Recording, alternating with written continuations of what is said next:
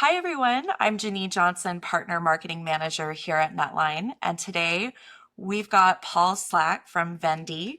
Paul, it's so nice to be with you today. I'm super excited to talk with you a little bit about how some of the challenges that marketers are facing today are really about following up with leads effectively.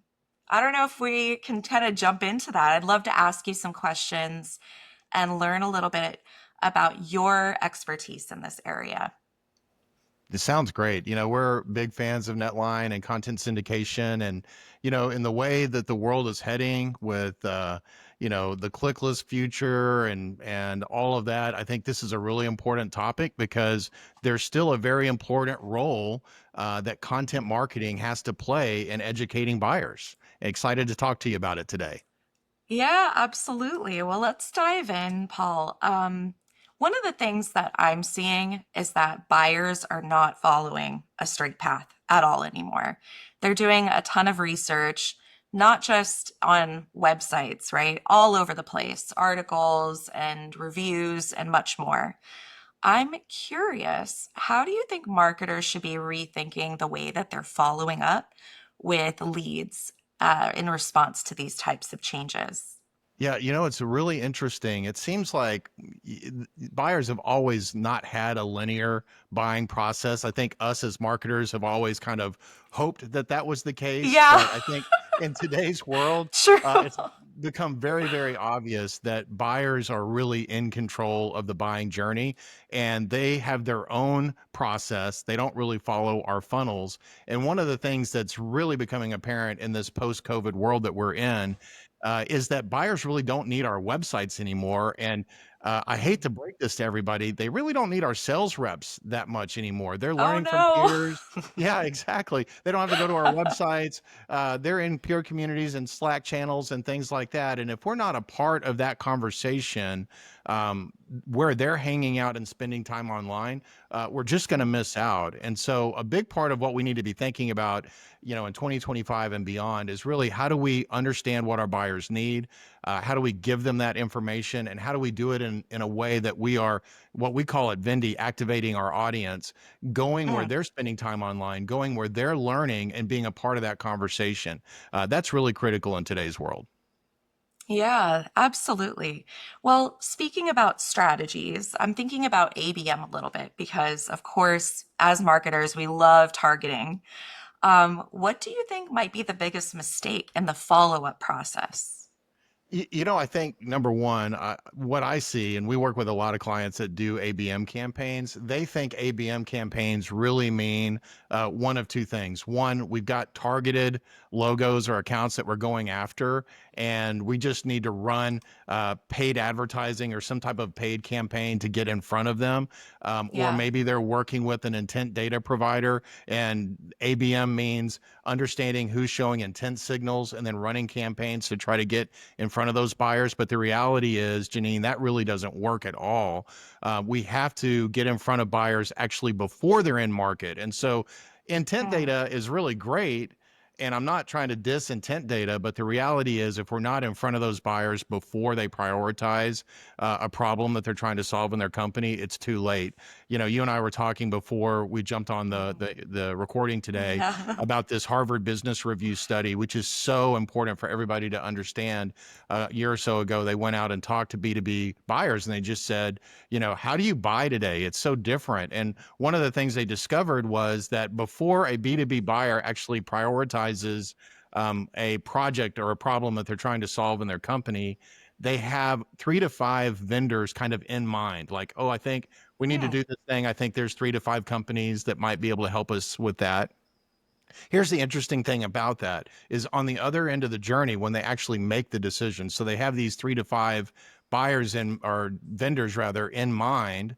But on the other end, when they're like, okay, we're ready to sign the contract, Janine, they buy from the one of those 3 to 5 vendors 90% of the time. And so the key point to that is wow. we have to win mind share before we win market share. So how does that play in the world of ABM? In the world of Yeah. ABM, you need to have a target account list. I think we all understand that. We need Yes. to tier those target accounts. And so we have tier one accounts. and we have service level agreements with the sales side of the organization that says, hey, you're driving the boat for our tier one accounts. Marketing is going to support you. We're going to generate the content and run campaigns to help make sure that when you knock on the door to get into those tier one accounts, they've heard of our company Mhm. before.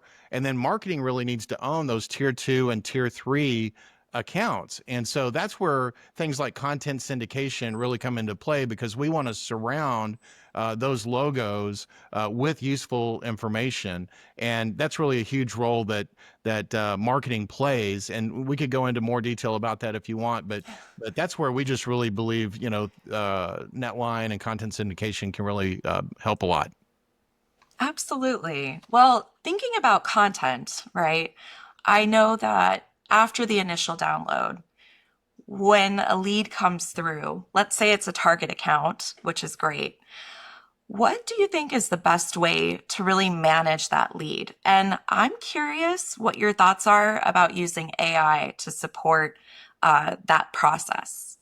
Great question. And one of the things that we see, because we run these types of campaigns for our clients all the time, is people want to take these content syndication leads, these content leads, and hand them off to sales immediately and think that, oh my gosh, because they Yes. downloaded this asset, that they're a really hot lead. And the reality is that's not the case. They're what we call learners. And so when we're working with our Mhm. clients, we help them understand that there's really two categories of buyers. We have learners, and those are people that haven't necessarily prioritized, hey, I need to work on this problem in my business right now.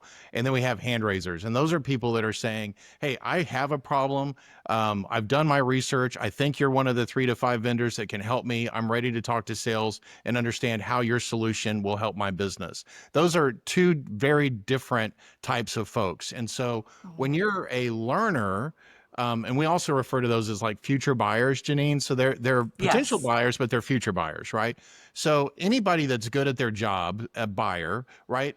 And they're constantly passively learning. So think about why people go to trade shows, why people sign up for newsletters, why they listen to podcasts.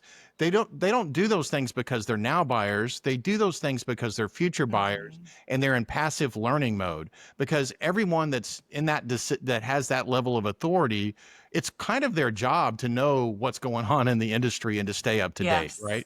That doesn't mean they're ready to talk to sales. And so if you take a future buyer and treat them like a now buyer, you're going to upset the buyer because they're going to feel like they're getting hounded, and you're going to upset sales because they feel like you're passing garbage leads. I hear that all the time. Oh my gosh, marketing just gives us garbage Yeah. leads.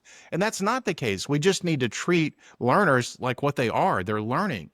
There's been Mhm. study after study, Janine, that shows that we if we want to win mind share before market share, we have to validate to these passive learners, these future buyers, that we get their industry, that we're subject matter experts, and that we provide valuable information. I mean, I've seen so many studies that say that, the first vendor to provide useful information is ultimately the vendor that's going to win the day. But we have to be patient, and we have to we have to nurture that. And so let me tie that to your AI question. AI is like one Yes. of the best things to ever happen to marketing in a long time. I know there's a lot of marketers out there that are a little scared about AI, but we love Don't it be because, scared. yeah, Yeah, don't be exactly. It's a scared. tool.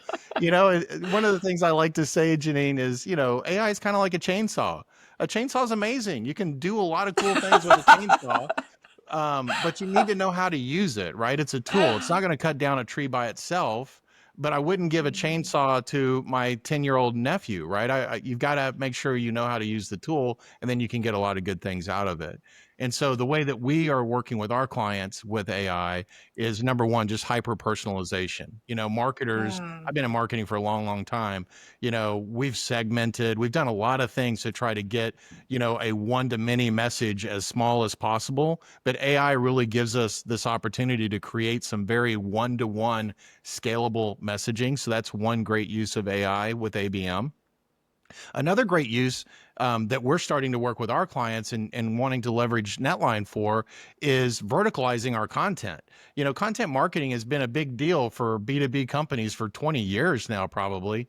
And, Hmm. we've been, because it's been blogging and guides and things like that, it's had to be somewhat, I don't want to use the word generic too strong here, but it had to speak to multiple audiences. Well, now Yeah. AI gives us the ability to take a winning piece of content and then Hmm. verticalize it for each of our segments. And oh my gosh, we could even potentially verticalize it for the key logos that we're going after. And Right. so you can do that It's in like amazing. no time, right? And then run ABM lists inside of Netline and start targeting those accounts.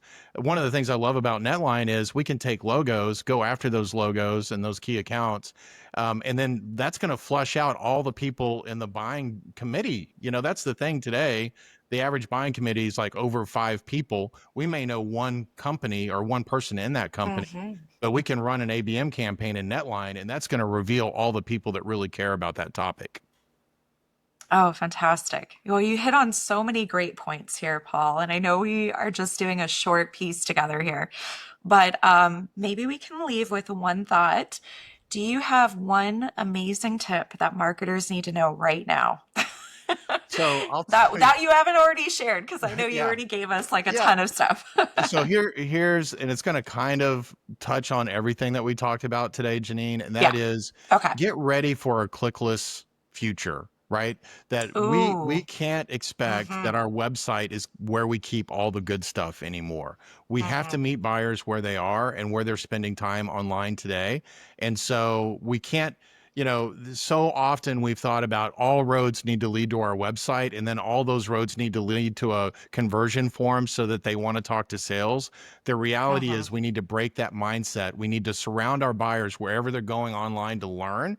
And then we've got to have ways of monitoring those signals so that we can be communicating over to sales. Hey, this account is surging. You should be following up with this account, and quit thinking about all roads need to lead to my primary conversion form on my website. I think Yeah. it's going to be really key to success in the future. I love that. That's a perfect tip. Well, thank you so much, Paul. It was so wonderful talking with you today and providing all the great insights. And where can people find out more about Vendy? I would say, number one, check us out on our website, vendydigital.com. And we've got lots of great resources there. We have a monthly B2B growth show. We have an event I've watched calendar that. on our website. So, I oh, watched a great. couple of those. Yeah, they're Awesome. Awesome. amazing. Yes. We have a new topic every month. Oftentimes we have great guests. And Janine, we'd love to have you guys on one of our shows in the Oh, future. And then you can amazing. certainly follow me on LinkedIn. I try to post there every day. Great. Thank you so much, Paul. Awesome. Thanks for having me.